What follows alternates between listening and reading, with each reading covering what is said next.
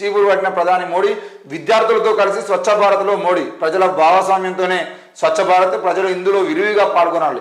స్వచ్ఛ భారత్ స్ఫూర్తిని బలోపేతం చేద్దాం. స్వచ్ఛతా భారత్ అభియాన్కి 10 ఏళ్ళు పూర్తి అని చెప్పేసి నరేంద్ర మోడీ చెప్తున్నాడు. మొత్తానికైతే స్వచ్ఛతా భారత్ సంబంధించిన విషయంలో మరి నరేంద్ర మోడీ తీసుకొచ్చినటువంటి పథకానికి 10 ఏళ్ళు.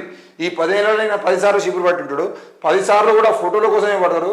చెత్త వేయించుకొని మరి మంచి గ్రౌండ్లో ఇది విద్యార్థులు కలిసి అంటే ఏదో కాలేజ్లో మంచి గ్రౌండ్లో విద్యార్థులు స్కూల్ విద్యార్థులు కాలేజీ విద్యార్థులు వేసినటువంటి చెత్త లేదంటే చెట్ల మీకలు పడ్డటువంటి 4 ఆకులు ఊడ్చేటువంటి ప్రయత్నం చేస్తున్నాడు. ఒక్కసారన్నా ఆయన పోయి ఒక మురికి కుంటలో స్వచ్ఛ భారత్ చేయడము. మీరు ఫేస్బుక్ కానీ యూట్యూబ్ కానీ ఓపెన్ చేసినప్పుడు కొంతమంది స్వచ్ఛంద సంస్థలు మురుకు కాలువలు ఏవైతే ఉన్నాయో ఆ మురుకు కాలువల దగ్గరికి పోయి అందులో ఉన్న చెత్త మొత్తాన్ని తీసేసడానికి ప్రయత్నం చేశాను. అది ఏం స్వచ్ఛ భారత్ కాదు. అది వాళ్ళు క్లీన్ చేయాలనే సంస్థ ఎప్పటి నుండో ఉన్నాయి కాబట్టి క్లీన్ చేసేటువంటి ప్రయత్నం చేస్తూ ఉంటారు. దానికి ఈయనకు సంబంధమే ఉండదు.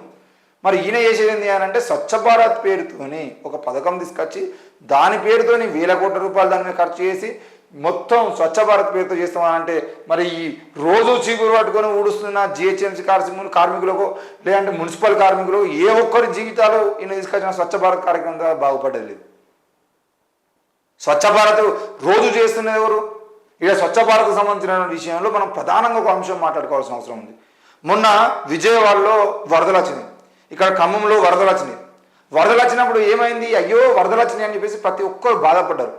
వరదల కోసం కొన్ని వేల కోట్ల రూపాయలు ఈరోజు ఆంధ్రప్రదేశ్ ప్రభుత్వానికి తెలంగాణ ప్రభుత్వానికి విరాళాలు వచ్చినాయి.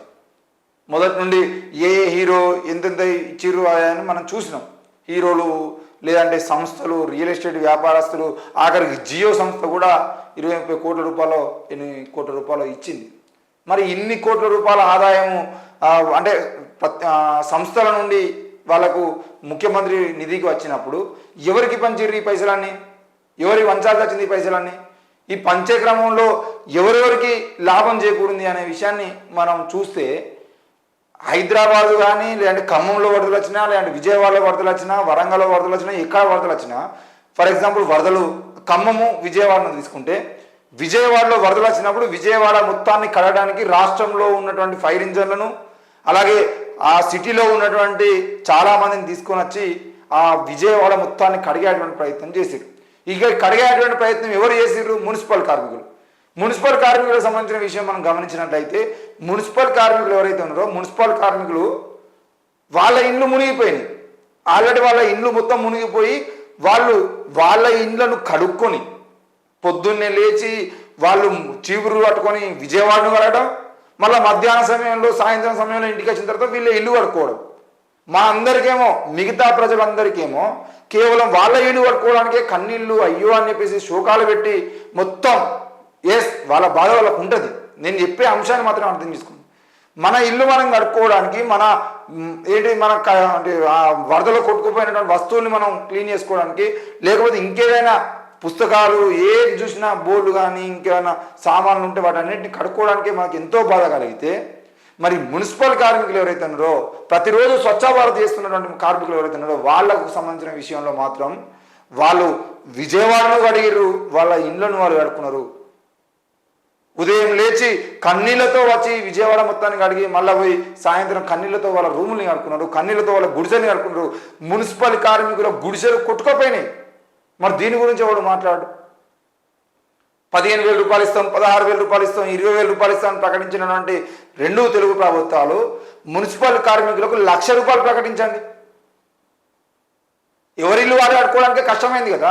ఎవరి ఇల్లు వాళ్ళు కట్టుకోవడానికి, ఎవరి వస్తువులు వాళ్ళు కట్టుకోవడానికి, ఎవరింటిని వాళ్ళు శుభ్రం చేసుకోవడానికి ఎంతోమంది ఎంతో ఇబ్బంది పడితే వాళ్ళు విజయవాడను కడిగి వాళ్ళ ఇళ్లను కట్టుకొని వాళ్ళ జీవితాలు ఎంత దుర్భరంగా మారినాయో. ఒక్కొక్కరికి వారం 10 రోజుల పాటు నిద్ర లేదు. మున్సిపల్ కార్మికులకు అనారోగ్యానికి గురయ్యారు. పొద్దంతా కష్టపడితే అనారోగ్యానికి గురయ్యారు. వాళ్ళ ఆరోగ్య భద్రతకు సంబంధించిన విషయంలో మున్సిపల్ కార్మికులకు ప్రత్యేక శ్రద్ధ తీసుకొని మరి విజయవాడను కడిగి ఇటు ఖమ్మంను కడిగి వాళ్ళ ఇండ్లు కొట్టుకోపోతే ఇండ్లు కడుక్కొని వాళ్ళ ప్రతి వస్తువును వాళ్ళు కడుక్కొని చేసినటువంటి పని ఏదైతుందో వాళ్ళు డబల్ పనులు చేసారు. కాబట్టి దయచేసి ప్రభుత్వాలు వెంటనే వాళ్ళకు తప్పకుండా స్వచ్ఛ భారత్ కార్యక్రమం కింద ఇస్తారా, ఇంకే పథకం కింద ఇస్తారా, విజయవాడను కడిగిన ఖమ్మంను కడిగినటువంటి కార్మికులందరికీ 1,00,000 రూపాయలు వాళ్ళకి నష్టపరిహారం ఇవ్వాల్సిన అవసరం ఉంది. కేవలం మంచి మంచి భవనాలు ఉండి ఆ భవనాలకు బురద వస్తేనే మీరు 15,000 20,000 రూపాయలు ప్రకటించినప్పుడు వాళ్ళకు ₹1,00,000 ఇచ్చిన తక్కువనే. ఒక్కరోజు 2 రోజులు కాదు ఎవరు కష్టపడ్డది, వారం 10 రోజులు కాదు నెల రోజుల పాటు కష్టపడ్డారు విజయవాడను కడగడానికి, ఇటు ఖమ్మం కడగడానికి. మరి ఆ విషయాన్ని కూడా గుర్తుపెట్టుకోవాలి. ఈరోజు చీపురు కట్ట పట్టుకొని వచ్చి ఈయన 2 చేతులకు 2 సేఫ్టీ గ్లౌజులు వేసుకొని, ఆ గ్లౌజులు కూడా చూడండి ఎంత క్వాలిటీ గ్లౌజులు వాడతారో. మరి ఆ గ్లౌజులు వాడుకొని మంచిగా డ్రెస్ వేసుకొని అందంగా తయారై వచ్చి చీపురు కట్ట పట్టుకొని దూరంగా 4 చెత్త ఊడ్చేది ఉంటే దీనికి అయ్యేటువంటి ఖర్చు ₹1,00,00,000.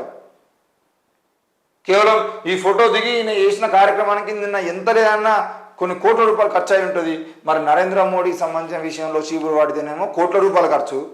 ప్రతిరోజు చీపురు పట్టి ఊడుస్తున్న వాళ్ళకు జీతాలు తక్కువనా? జిహెచ్ఎంసీ కార్మికులను పెంచాలి, విజయవాడలో ఉన్నటువంటి మున్సిపల్ కార్మికులను పెంచాలి. 2 తెలుగు రాష్ట్రాలుగా దేశవ్యాప్తంగా మున్సిపల్ కార్మికులు ఎవరైతే ఉన్నారో వాళ్ళకు పని భారం పెరుగుతూ ఉంది, వాళ్ళ పని గంటలు పెరుగుతూ ఉంది. వాళ్ళ కష్టానికి మనం గుర్తించి వాళ్ళకు అంటే కార్మికులను పెంచాల్సిన అవసరం ఉంది అని అంటే ఎక్కడ వీళ్ళు స్పందించాల్సిన పరిస్థితి లేదు.